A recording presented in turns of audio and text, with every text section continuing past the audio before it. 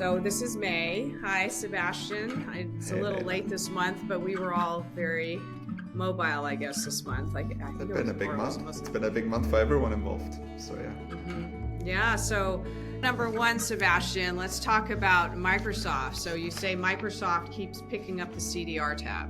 they've purchased quite a lot of CDR. It's hard to keep up these days with the Microsoft purchases. It feels like they are announcing a new deal every month. But yeah, it's been very big. In April, they had essentially a 2 week spree where they purchased more than had been purchased in all of CDR history before together. So they've been really going for it. And I'm talking about durable removal. They've also been releasing huge deals for nature-based solutions. So on the durable removal side, they've mainly done BEX deals as of late, one in the US and one in Europe. But I know that there's other stuff also in the pipeline, which I'm sure we're going to talk about soon for other methods. And yeah, they're just continuing to show how the market today is Microsoft. I mean, it's 80% roughly of all time purchases, right? So it's great. I think we're all eternally grateful to Microsoft for their leadership, but it also reminds us that we need other companies to follow suit because Microsoft won't be able to drive the market on their own forever.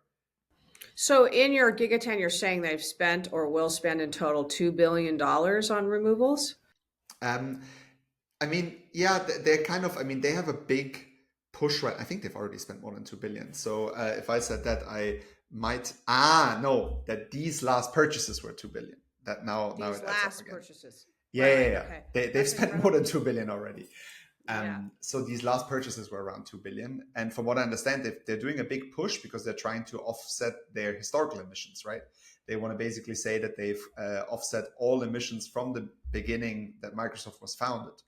Once they've done that, they're going to ramp it down because they're only going to focus on their yearly emissions. But that's why you're seeing such a push from Microsoft at the moment. Right. That's what I was going to highlight is that the reason is they're going net zero for their entire operation, which is really, Which is a really cool concept, right? Because we yeah. we focus so much in this offsetting net zero language on the present. And I think that's a really false economy because what happens is that, for example, if you look at the latest, SBTI, Science Based Target Initiative guidance, it's all about 2050 net zero. And it's way less about how do we get there? How many emissions will we add to the atmosphere in the meantime? And so I really like this approach of actually, it's not just about what I do today, this year. It's about what I've done my whole life or the whole life of my company. And that approach, also taken by governments, would lead to some really interesting policy decisions. But yeah, we haven't seen many examples yet. They've definitely led from the beginning. Okay, so number two, Mati rocks the X Prize. Yeah, I was there at the stock exchange How when was it? Mati. Exciting. I mean, it was interesting to see all of the different people from that prize round there. And to see, how some people are doing better than others, one would say, and we can talk about number 11 later about how the industry's doing. But I would say that was a surprise, actually, for me. I was not expecting a big ERW company to win for some reason, which I find it interesting. And I think that Mati's argument around or proposal that they were in impact so many farmers, like 100 million Indian farmers, and it was because they were going to make so much impact on the ground in India. I'm not sure if that's what you were hearing. Yeah, I mean, surprise is probably the wrong word because I know Shantanu and the team, and they are an incredible team that ticks all the boxes, right? But so are a lot of other companies in CDR that would be worthy of winning this prize, right? And prizes are inherently, I think, tricky because you have to pick a winner. And what they did well is that at least they had a run up, they had like prize money for a lot of different companies. But yeah, I was surprised. ERW and Hans Rock Weathering had two of the top five spots. I thought it was very symbolic that a company from the global south got the prize. I thought that that's a great signal, right? That a company from that is primarily focused on India, but also doing projects in sub-Saharan Africa, got this prize versus a European or North American, sends the right signal of how important the global south is in the scale up of this industry, which is something we've spoken about already a few times. And enhanced weathering, interesting one because it's been debated quite hotly in the last few months. A lot of promise, a lot of uncertainties. Where should it go? Should we already be selling credits for it? So I thought that was also interesting that that technology in particular got two spots. I'm particularly pleased as well that Biochar with Net Zero, another global south company, Brazilian biochar company, was the runner-up, which is also fantastic. Great team they have there, great work they're doing in Brazil, and glad to see that technology. And again, the Global South featured more than once. What I want to highlight here is that for me, the X prize was more than a prize, right? It came exactly at the right moment in time, and with that huge prize money, it was like a catalyst for this industry. You had 1,300 companies. There aren't even 1,300 CDR companies, but I'm sure all CDR companies basically applied to that price. And that created kind of a rallying cry for innovation and for scaling this industry. So it was a really nice example of how I think a little bit of money, it's not a little, but it's not billions, right? Can go a really long way when you deploy it in an industry at the right moment in time. Yeah, Nikki says that nicely, that you use the prize model to catalyze innovation and catalyze an industry. And I think they did that quite successfully with CDR. So it was really great. It was a good event. It was really good. Must have been really good Um, energy. So yeah. it was. Everyone was very happy. So number three, IMO's carbon tax sets sail. Please explain how the International Maritime Organization is fitting into CDR. So shipping is a huge industry, right? I think people are maybe not aware of how much gets shipped across the ocean every day, and it's a very dirty industry. We largely use diesel, heavily polluting diesel, for shipping, and it's very hard to change that because it takes years and years to build a ship. Those ships are in operation for decades, so even just renewing a fleet takes decades. Then we don't even know what sustainable fuels we could use. And on top of that, similar to aviation, electrification, not similar to aviation, I should take that back. Electrification is tricky. It's possible. In aviation, I think it's impossible. In shipping, it's possible, but it's very tricky. And as a result, we need solutions here, right? And what the IMO has done as the first sector in the world is to institute a global, essentially carbon pricing mechanism, including a tax that will drive the emissions of the entire sector globally down. Um, I think a couple of things worth really highlighting. First is that this happened despite the US walking out on the negotiations the day before and threatening any country that voted in favor with very heavy penalties. What happened? Out of the 180 countries, 120 didn't go to the vote, but the ones that did voted in favor. So the US didn't get what they wanted. And it's a sign of how multilateralism can still happen in a world where the US is trying to block it at all times when it comes to climate. So that's a huge win. And the second thing is that the price on the table, this tax, is high. It's as high as $480 per ton of essentially emission. And this gets into CDR price territory easily, right? So there's currently just to be clear, there's no place for CDR today, but there could be in the future. And it's just very promising to see a heavy emitting global industry taking such a step at this moment. Mm-hmm. On the meeting, the only comment is if in doubt, avoid. But I Just love avoid that. the vote altogether. If in You must doubt, avoid it. you could probably do a whole episode just on that negotiation itself, but what you hear from it is the Americans tried to push hard, but eventually it didn't work. Also, what people probably don't know, the shipping sector of the Americans is minuscule. It's very, very, very small, so they don't have that much power in the global shipping industry, which probably helped in this situation. Mm-hmm. Yes. To that point, in terms of international cooperation, you have the EU eyes international credits for number four. So up till now, that didn't count if it was outside the EU.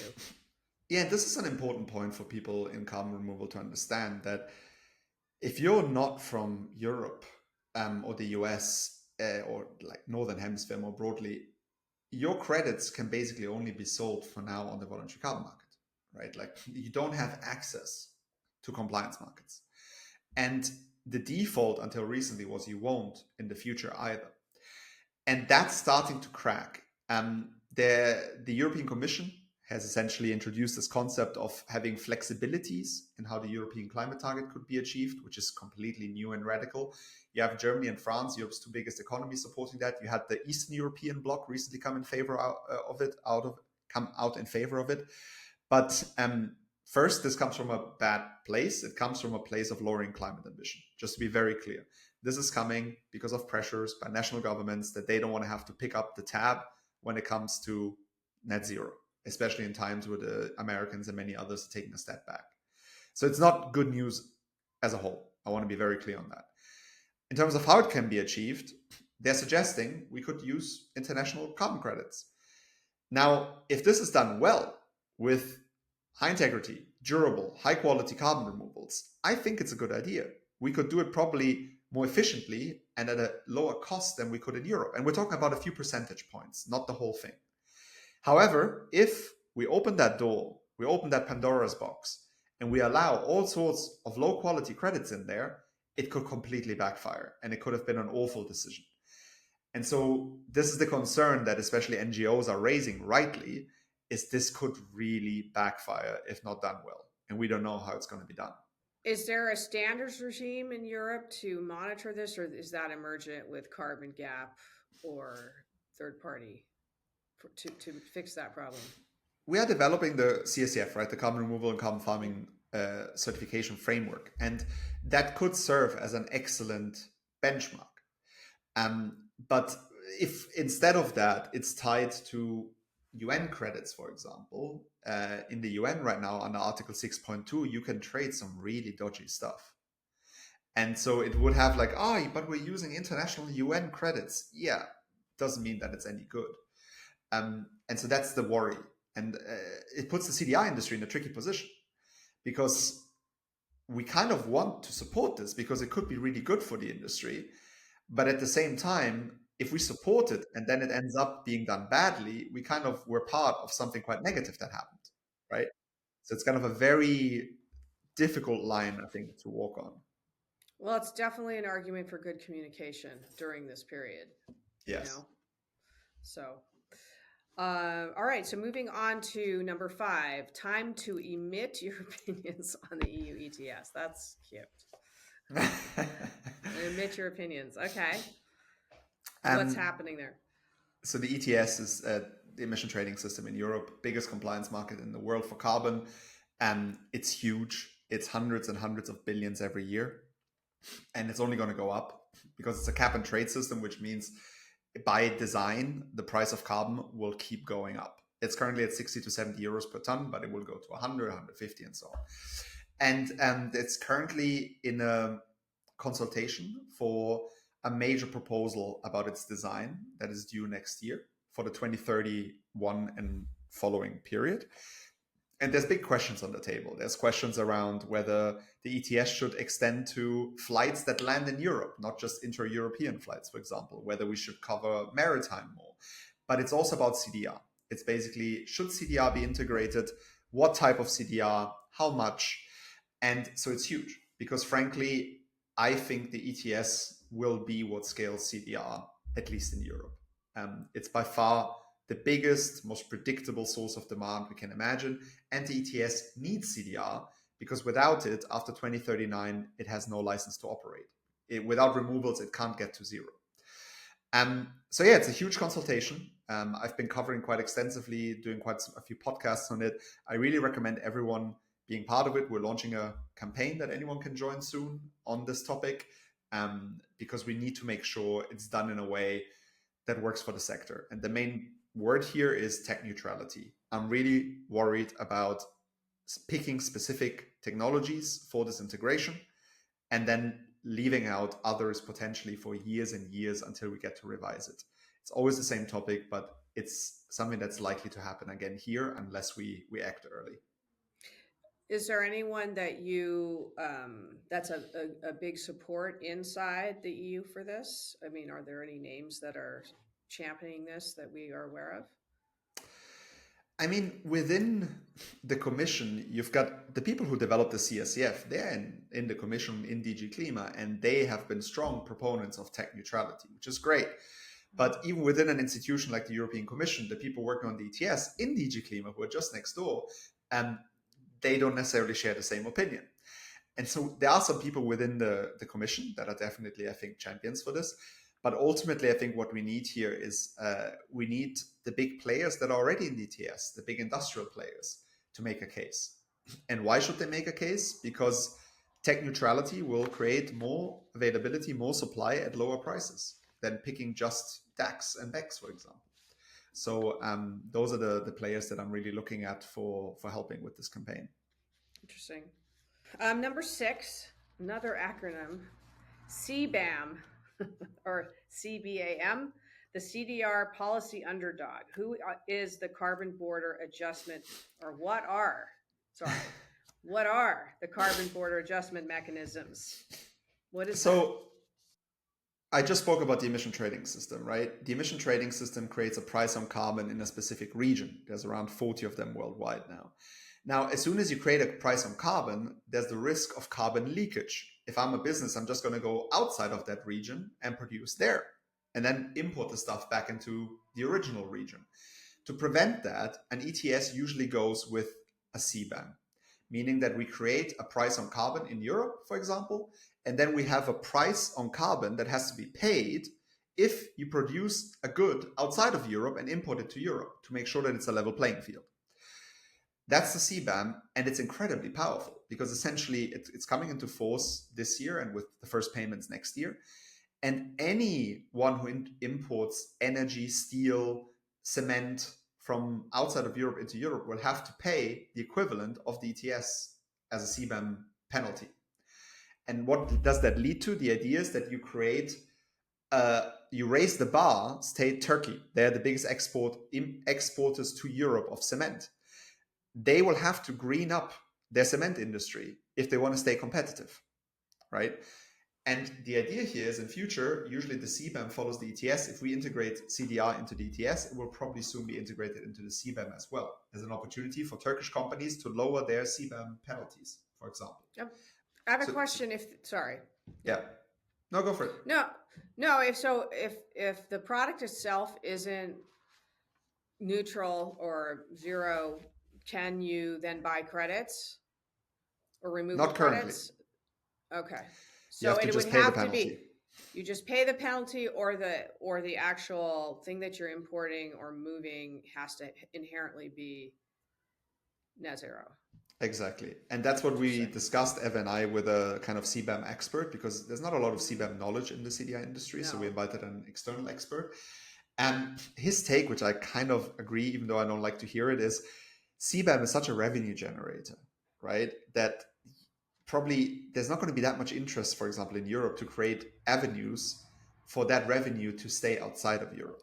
So like off-ramp revenues, off ramps so that people, because that seems like quite a, is this a phased in law or is it, okay. No, it's phased in. That seems, that's pretty, but it's devastating for a lot of countries that are heavily exporting to Europe, right? And the interesting thing with CBAMs is you have CBAMs all over the world.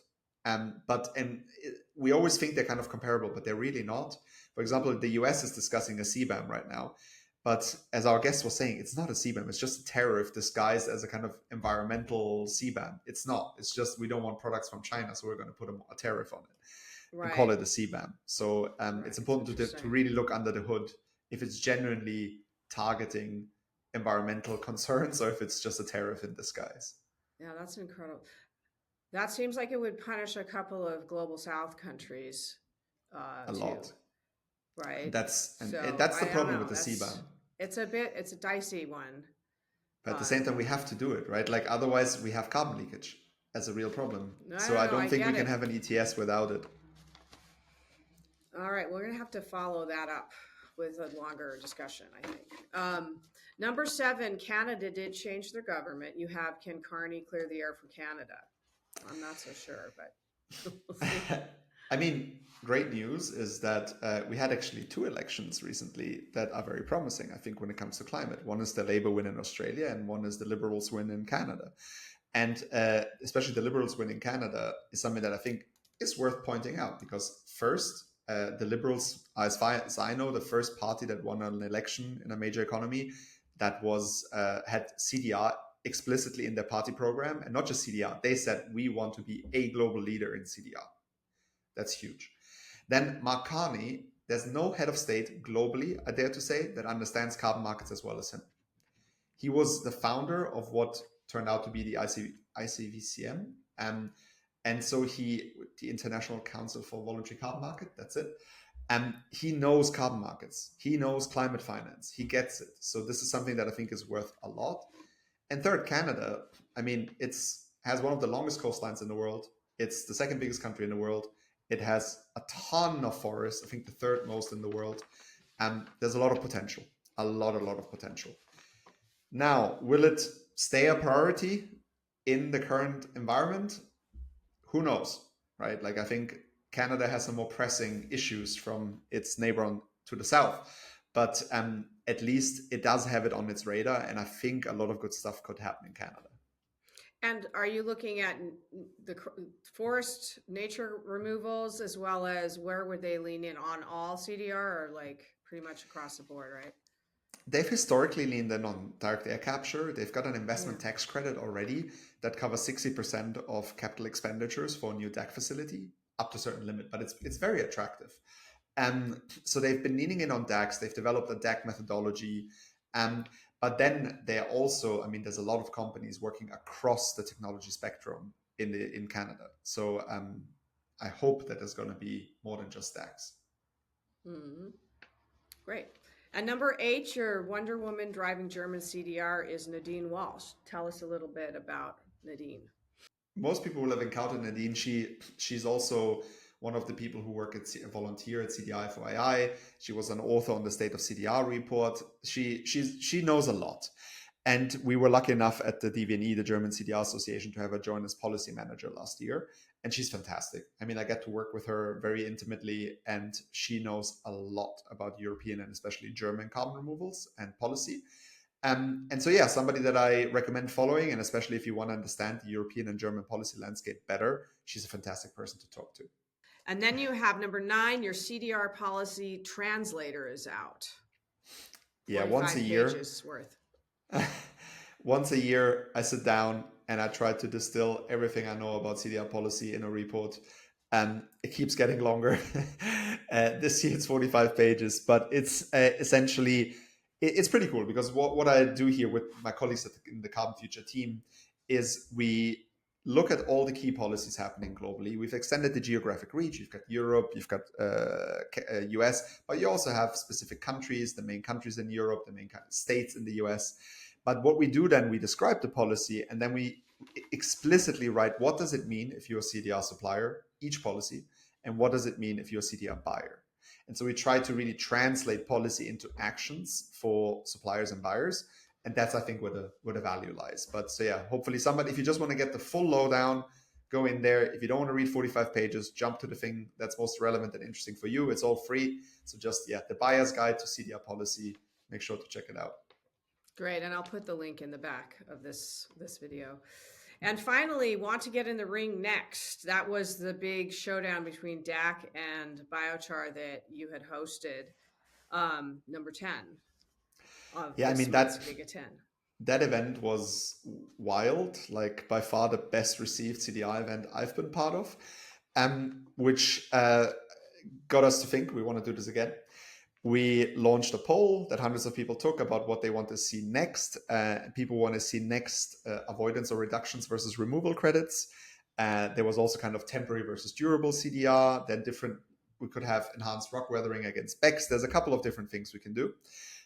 We actually have the next two speakers and date already lined up. We'll announce it soon. But if to all the people out there, if you want to be part of a debate or you know somebody who would, then send them our way because, yeah, we're definitely going to be planning the third one right after the second. I love it. No, that's good. More of that. And speaking of debates, my plus one on this month is the Climeworks paper that came out of Iceland, which, if I could summarize in my sort of Californian simplicity, is how are you criticizing something that isn't fully built yet? I think Dirk Pessler did write about that before. This is a long play. This is not about measuring something that isn't yet done. But what is your comment on that? And I think there are people that are finally pushing back on that paper with detail. Um, what do you think Climeworks should do also in response? I personally threw myself right into the lion's den over the weekend. I engaged with some of these threads, and it was really enlightening for me because I got to see where the opposition is at and all these haters that came out of the woodworks. And let me start by saying that the paper by these Icelandic investigative journalists, I think it does have a lot of valid points.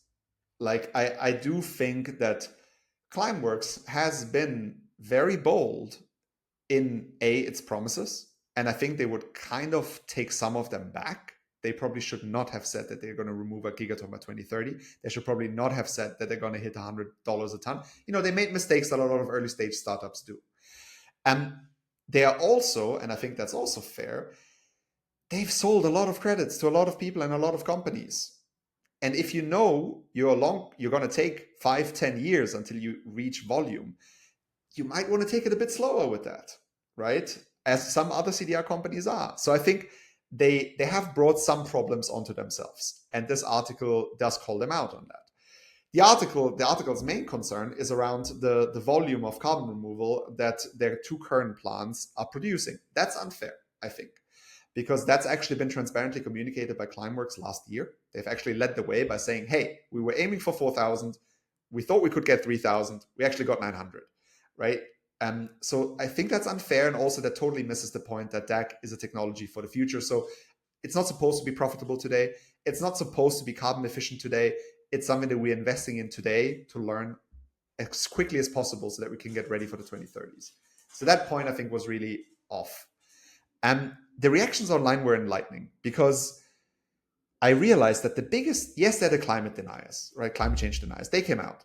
But the people who were most forcefully arguing on LinkedIn over the last 4 or 5 days were climate people.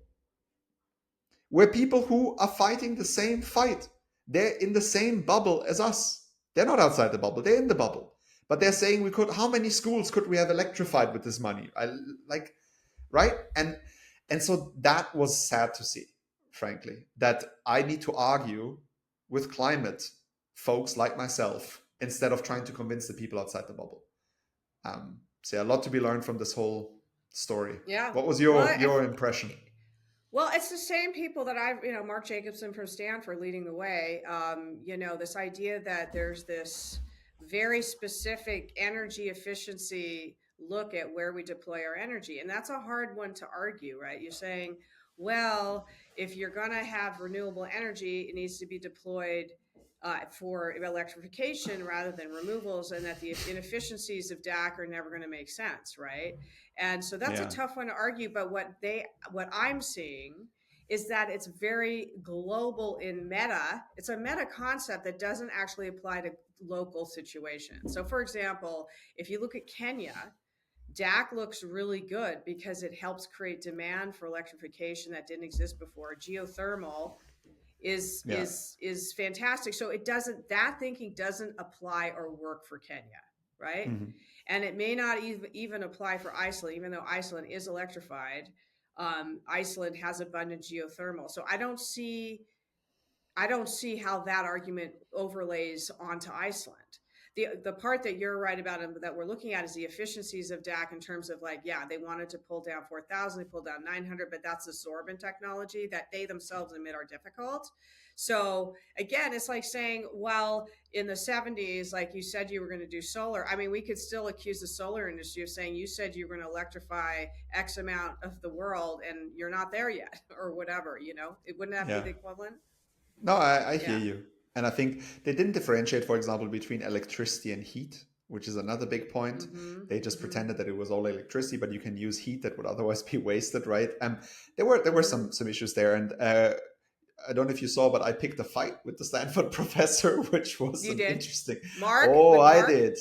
I Yes, gotta go and look at it. I think I saw the beginning of it, but I didn't. I was oh doing god! At some graduation point, in I New stopped York. because other people in the comments were just going crazy on that. But I did pick a fight with him, and I think, frankly, he's being completely ridiculous because he's calling four clean tech industries in that article, four different clean tech industries, a scam. Entire clean tech industries, not a company, which I would find wrong, not a technology. Four, and that, come on, like that's just being an idiot, right? Like that's hundreds of thousands of people across thousands or tens of thousands of companies, and what, they're all part of some conspiracy scam? No, come on, grow up. No, of Like, course find not. other headlines. I think the valid part is, what do you do with the energy we do have? Hmm. That's how they continue. So even though you want to delink it, they're going to continually link it that way. Like, why And use yeah, the energy for DAC when and you there could it's use it fair. It to? should be additional energy, or it should be energy that is otherwise not used, like heat from a plant, Correct. right? But Exactly. yeah, Exactly. But they don't get into that because they don't mention Kenya, that it's actually helpful, or the heat part. So it's really what we call cherry picking an argument. And I oh, think that's totally. what that paper did. And more people, like, the reason that I started engaging is because I think we need to stand up and say something, and we need to, 100%. and I haven't seen Yeah. enough of that. I think Christoph from Gebald from Climeworks, he put out a good response, but it's no, it was Jan Wurzbacher, was the other CEO. Jan There's did it, this, but there Jan did it. needs to be more. There needs to be Exactly, that's more. what I'm trying to say. Overall, the Yeah. industry's been surprisingly quiet, and I don't think Right. that's good. I agree with that. And I think that's a mistake.